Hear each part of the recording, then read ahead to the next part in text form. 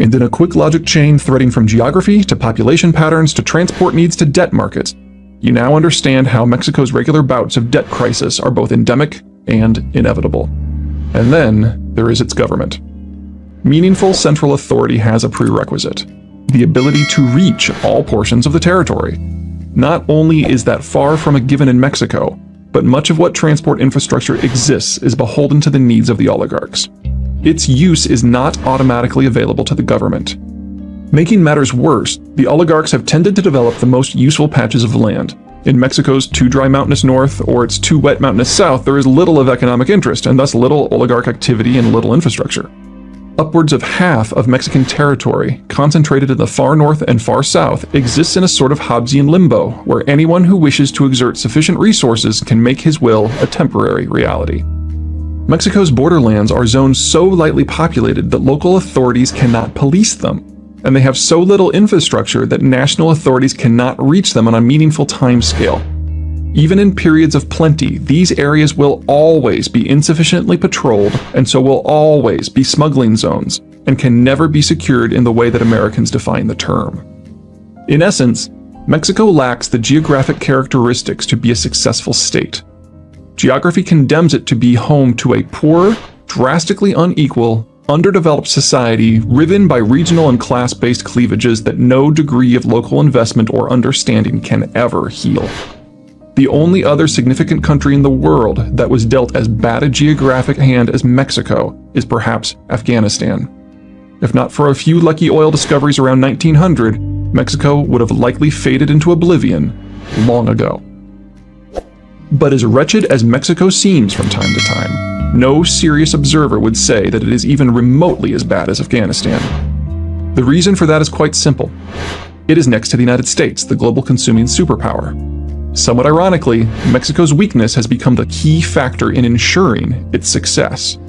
The sheer difference between the two countries' topographies, America's capital richness versus Mexico's capital poverty, America's ease of development versus Mexico's constant struggle, ensures that Mexican labor will always be both cheap and underutilized, making Mexican labor perennially attractive to anyone wanting to service America's nearly bottomless demand.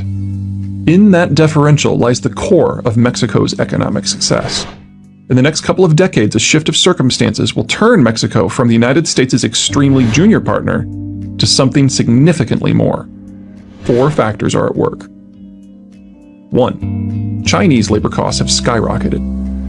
No country lost out to China's emergence onto the international scene as much as Mexico.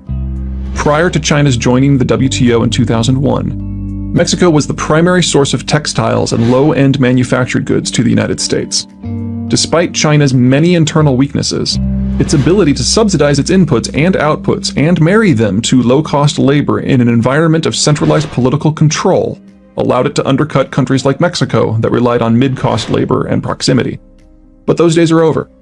Leaving aside the issues of China's political stability, or lack thereof, ability to continue subsidizing its output, or lack thereof, and ability to manipulate the international economic system, or lack thereof, it has simply run out of cheap labor. Since 2002, Chinese labor has increased in cost by a factor of 6 to about $3 per hour. In relative terms, Chinese labor has increased from being 1/4 as expensive as Mexican labor to 1/4 more expensive. Considering that Mexico already has far superior transport access to the United States, and that there is a decades-old tradition of collaboration between American management and Mexican oligarchs, the numbers certainly are positioned for a labor cost-driven onshoring to Mexico. 2. American shale is supercharging the Mexican electricity system. Due to shale, the Americans have a massive glut in their natural gas system. Unlike crude oil, natural gas is, well, a gas, and the transportation of gases is difficult. There are only 2 means of getting it out of a supersaturated market. The first is to cool it into a liquid about -260 degrees Fahrenheit, and then ship it to someone who has the infrastructure capacity to safely return it to gaseous form. This liquefied natural gas, LNG, process is the only way to ship the stuff across an ocean. However, there are also many regulatory steps involved, and as recent energy politics in the United States have amply demonstrated, gaining national approval for a transnational energy infrastructure project is somewhat difficult, not to mention that freezing natural gas into liquid form is as expensive as it sounds. While dozens of projects have applied for regulatory approval, only a small handful have achieved the necessary permits at the local, state, and national levels, and construction has only begun on one. Cheniere's Sabine Pass facility began construction in 2013 and is expected to begin operations in 2016. That leaves a lot of shale natural gas stranded in the American interior, practically begging for a market. But one of the great open secrets of the American energy complex is that it is already legal to export natural gas so long as it is by pipe and so long as it goes to Mexico.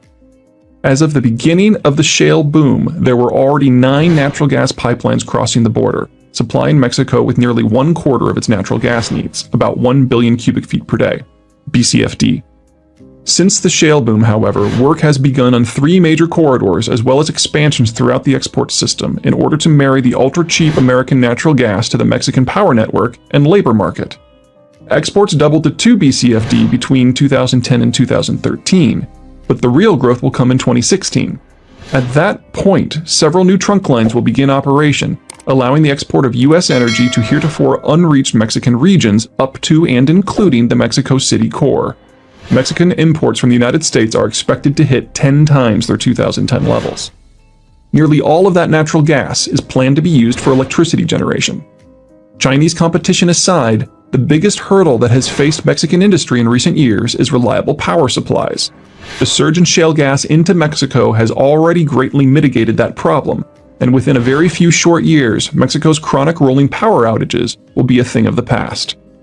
For manufacturers, whether Mexican or American, that removes one of Mexico's chronic limitations on industrial development. 3. Mexican demography generates a large market and a larger labor pool. Mexico also has a young population. Normally, this would be somewhat of a problem for a country at Mexico's stage of development. A capital-shy demographic combined with a capital-shy geography could forever trap Mexico in underdevelopment. In fact, that has been the trap Mexico has lived in ever since independence. But the positive aspects of a young population still apply. Mexico's young adults are hungry for goods and property. They just need paychecks. Luckily, their large number proportional to the overall population keeps their labor costs low and keeps foreign entities eager to invest in Mexico for goods production. While those investors may have initially been interested in selling those goods into the American market, there is every reason to service the local population as well. Doubly so since Mexico's lack of ability to self-industrialize means that internal goods supplies are so limited. In the early years, the Americans took brutal advantage of this with the Santa Fe Trail. American manufacturers were shipped to Santa Fe, a Mexican city, in order to build economic dependency upon the United States throughout the areas we now think of as the American Southwest. At the time the Americans founded the trail, Mexico was still an imperial Spanish territory. When the Mexican-American War occurred just 35 years later, most of the sparsely populated territory